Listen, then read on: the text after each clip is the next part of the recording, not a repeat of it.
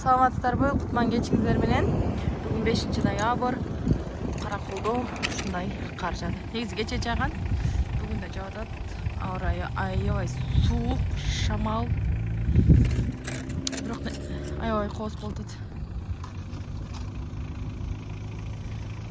Суугар жааптыр. Жолдор уже тоңуп тайгалак болуп атат.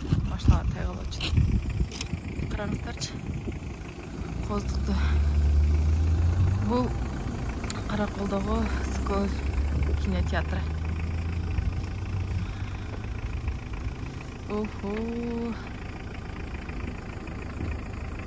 Караңыздар.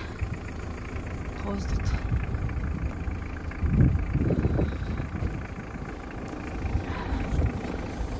Ушундай катып калыптыр.